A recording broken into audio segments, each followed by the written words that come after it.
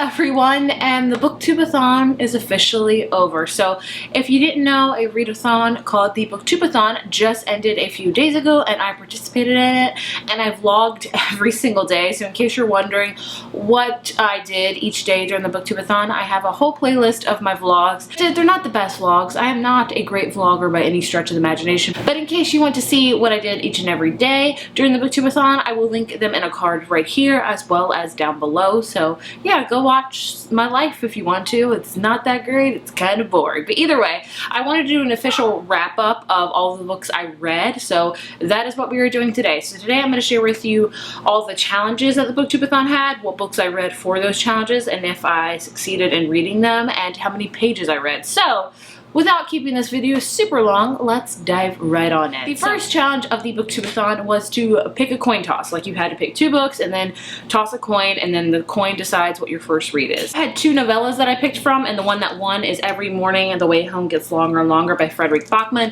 I did read this. I actually listened to it on audiobook because it's a very short book, if you can see. And I really enjoyed it. It made me cry pretty much throughout the entirety of it. Which basically all about a grandfather, and he is slowly getting dementia. In this book, he is really close to his grandson Noah. He's just trying to, you know, talk about his life and things like that, and you just see him kind of slowly losing his mind. And it's just so beautiful and sad and amazing. I highly recommend you listen to it. It's a very short audiobook, only 40 minutes total. So I love this one, so I completed the challenge. I would give this book like a 5 out of 5, honestly. Like, it won't be my favorite of the year because it's so short, but I loved every second of it, and it was so very sad. So yeah, one challenge completed for sure. Next challenge was to read a book about something you want to do. This could be anything, whether it be traveling or something like that. I chose The Proposal by Jasmine Guarini. This is all about a freelance writer. Now, I don't want to be a freelance writer per se, but I would like to write an article one day. That'd be great. Not a book. Good Lord, I cannot write a book. I have no desire to write a book because I would be horrible at it. But articles and stuff, I think that's very attainable. So that's what the book I picked for this one. This is all about, like I said, a woman that's a freelance writer, and she is attending a baseball game with her actor boyfriend, who they've only been dating a few months, and then he proposes to her out of the blue, and she rejects that proposal because she barely knows him and she feels like this is just very sudden. And with that, people start to hate her because you know, it's all on screen and things like that, and she gets rescued by this guy, and it's about them falling in love. And Guarini also wrote The Wedding Date, which was released earlier this year, and I liked it. I just didn't love it, and I kind of have the same feelings towards this one. I thought with her second book, I thought there would be a lot more progression with her writing style, but I see there is, but overall, I just kind of, I don't want to, this is gonna sound so harsh. I find myself kind of bored by her books, and I shouldn't say that because it's about a couple falling in love, and I am a junkie for that. But I feel like there's not much sustenance within that. I feel like it's just about people like having steamy times, then eating some really good food, and then talking occasionally, and that's just it. And I think that's great, but I think there has to be more depth, more, you know, sustenance. So I didn't love this book.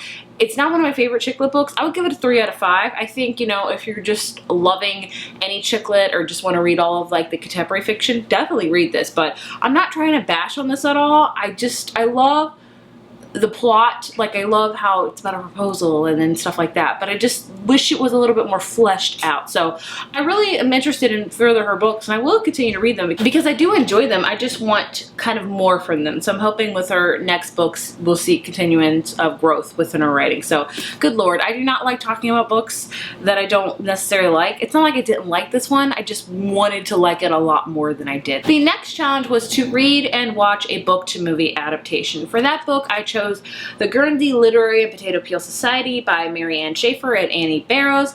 I can't say for sure I 100% completed this challenge because the movie is not quite out yet here in the US. It doesn't come out on Netflix till like the end of this week, so I'm planning to watch it for sure. So I kind of have completed this challenge. I read the book part, haven't watched the adaptation yet because it's not out. It takes place in 1946, and we follow a writer, Juliet, and she just released this book, and she's kind of going on tour with it, and then she starts to get letters from this guy named Donzi that lives on Guernsey, which is an island kind of off of United Kingdom, very, very small, in between like United Kingdom and France, and they start talking, and he tells her about the Guernsey Literary Potato Peel society. And basically this is a book full of correspondence between her and Donzi, between her and her best friend, between her and her editor, between the people that also live on Guernsey. And it's told in all letters too, which I did not know that before I began. I don't know why I didn't know that, but I didn't. And I feel so bad for saying this. I didn't love this book, which is a surprise because when I was going to read this, everyone commented and said how much they love it. On my Instagram, they said how much they loved it, and I thought I was going to fall in love with it. And I did really enjoy it. I just didn't love it. I feel like I do love the aspect that it was told in all letters. It was very interesting, but I felt because of that, we didn't get a ton of depth within it. I felt like we got to know Juliet, but I wanted to know her more. And I thought like if we had a book kind of with half correspondence and half with like actual dialogue and, you know, writing and stuff like that, we would have gotten to know her better. I also feel like the relationship with her and Donzi was just kind of came up out of nowhere. Like the ending happened and I was like, what? But I don't hate it. It just sprung out of nowhere. This is a very, very short book. It's under 300 pages, and because it's told in letter format, it goes by very quickly, so that's great. But I think I just wanted more from it. I wanted to learn more about Guernsey, which you definitely did in the letters and stuff, but I just wanted it to be also not letters, if that makes sense. So I did ultimately enjoy this, and I'm very glad I read it because I honestly think the movie is going to be great because we're going to see letters and actual, like, you know, storylines and things like that. So I think the movie's going to be amazing. So I would give this like a 3.5, maybe 3.75. So I liked it. Again, with the last book I talked about, I wanted to like it a lot more. So this is very whimsical and it makes you fall in love with Guernsey. Good Lord, I want to visit there and probably never leave. But I just wanted a little bit more from it. But either way, I completed this challenge halfway. I am for sure, if you're wondering, going to be watching the movie. So I'm going to film a video talking about what I thought about the movie and how it did to the book and if it was a faithful adaptation, if I liked one over the other. Half a challenge completed, I guess. Next challenge was to read a book with green on the cover, and the book I chose for this was Finding Audrey by Sophie Kinsella, but I didn't read it. So halfway through the Booktube-A-Thon, I just kind of was looking at my TBR and I was like, not really feeling it, and just changed it up completely. And that's okay because guess what? That happens a ton to every reader. I picked up The Simple Wild by K.A. Tucker. Excuse the cover. There's a sticker on it and I removed it and it's horrible, so I colored it in with a Sharpie. Real classy here. I wasn't planning to read this book for the Booktube-A-Thon, and also I wasn't planning to read this book in general, but just goes to show you. Pick up books that you don't think you'd like or you're not interested in, and maybe they'll surprise you, and this one did. This is a new adult, kind of adult book. It's about a girl named Kala who, she was not even 2 when her dad kind of abandoned them, or I'd say like her mom and her dad and her lived in Alaska, in this kind of really small remote part of Alaska, and her mom decides she just cannot live there anymore. That's not the life for her. So she takes Kala and she leaves in hopes that, you know, her dad will come with her, but he doesn't. So now it's years later. Kala is 26 years old and she learns that her father is dying. So she decides to go to Alaska to visit him and just, you know, learn more about him and maybe have a relationship with him after all.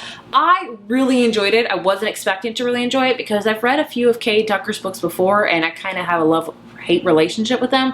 The past 2 I've read I haven't liked, so that's why I wasn't interested in this one, but I am so glad I picked it up because I really enjoyed it. Number 1, it's in Alaska. The fact that I was told in Alaska, I just loved. I'm obsessed with Alaska. I have no clue why. I just am. I could never live there, goodness, but I'd love to visit. But I love the fact that I was told in Alaska. Also, there's a great romance in this book. She meets a guy named Jonah who's a rough and rugged pilot, and he's just kind of a jerk, but of course it's the hate to lovers trope and steaminess happens, and I really liked it. I do wish that there was a little bit more relationship between her dad and her. I think we got a little bit more of like the romantic relationship more than the father relationship, and I wish they were a little bit more balanced out. But nonetheless, if you're just looking for a fun, you know, steamy book that takes place in Alaska, this is a great book. I really liked it. Wasn't expecting to like it. Flew through it. I'd give it a 4 out of 5. Total surprise. So green on the cover, check. Next challenge was to read a book with a beautiful spine, and for that I picked Nevermore, The Trials of Morgan Crow by Jessica Townsend. There's the spine. It is stunning. This is a middle grade book and my first middle grade book of this year. I don't read a ton of middle grade, and everyone has been talking about this book non-stop, so I read it and I did really enjoy it. It's a fun, whimsical book. It's very reminiscent of Harry Potter. I think a lot of middle grade books are, but I really liked it. It's about a girl named Morgan who is cursed. Like, she has a curse upon her, and like anything that bad happens happens in her town, like somebody breaks a toe or somebody falls, it is Morgan's fault because she is the cursed child. She is only 11 years old, and I think her birthday when she turns 12, she's gonna die because that's what happens to cursed children. And then this insane man called Juniper comes and saves her and takes her to this magical land called Nevermore, where it's like a mixture of like Alice in Wonderland and kind of like Willy Wonka and kind of like Hogwarts. It's like just anything magical and curious is Nevermore, and I loved every second of it. And basically in this book, she has to go through these trials to compete in this competition, and that is the basis of this book. And I really loved it. It was a fun time. It was a fast read. It was so whimsical and cute, and I just really enjoyed it. I would give this like a 4 out of 5. I really liked it. I know a lot of people have talked about it, and I think it does live up to the hype. It's just a fun middle grade book. So yeah, cover, you know, book with a beautiful spine. Check. Another challenge was to read a book while wearing a hat for the whole time. I did this somewhat. I was supposed to read the proposal for that, and I did read the proposal, but I didn't wear a hat while I read the proposal. I did wear a hat for the majority when I read the Guernsey Literary and Potato Peel Society, so I guess that counts. I don't know. Like, I guess, I don't know. I don't know what to say for that challenge. Like, I read a book for it, so I guess that counts.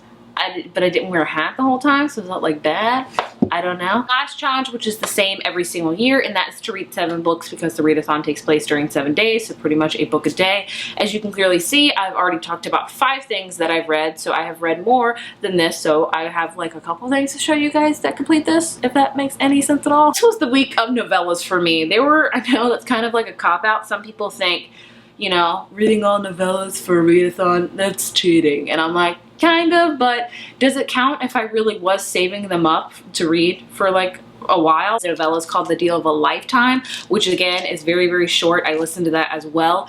This is like a Christmassy book, as you can clearly see, and it's about a man that's kind of dying and he makes a deal, and that's all I can tell you because it's so short. I didn't like it as much as I liked his other novella. I give it like a 3.5 out of 5. Also listened to In Conclusion, Don't Worry About It by Lauren Graham. This is Lauren Graham's commencement speech from a couple years ago at her high school, and it's like just a speech, so it was very, very short. I liked it. I didn't love it.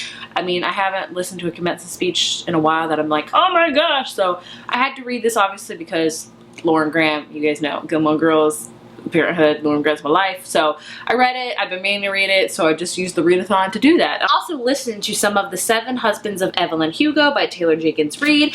I did start this audiobook a few weeks ago and I got to page 14, so I'm counting from page 14, and then I ended from this week, so I listened to the audiobook for a few days on page 115, so I read 87 pages. Don't you worry, I'm continuing to read this. Listen to it because holy crap, it's amazing. Why did I wait so long? I don't know. It's so hyped, okay? Overall, technically, if we want to boil this down, I finished 4 full-length novels in a week, which I'm pretty freaking proud of because that's a lot for me. Like, wow, I only average maybe 2, 3 if I'm really good a week, so that's great. And I also listened to 3 novellas, and I also listened to a little bit of another audiobook. So I mean, on Booktube-A-Thon, I'm counting it a success. Either way, as always, I love the Booktube-A-Thon. I love participating in it. I did some Twitter sprints for them, and yeah. Oh, I forgot to tell you how many pages I read total. I did write that down. Total pages read. In 1 week, I read 1,898 pages. That is really good, I think, for me personally. Everybody's different as a reader. I think almost 2,000 pages a week, that's amazing. I'm very happy with my progress. So yay on all fronts, all the thumbs up. Oh, there you have it. Those are all the books I read for Booktube-A-Thon. I hope you guys enjoyed. Like I said, check out my vlogs if you want to watch them. I'll leave the playlist down below in case you're interested in checking them out. If you enjoyed this video, be sure to give it a thumbs up, hit subscribe, and I will see you guys in my next one. Bye.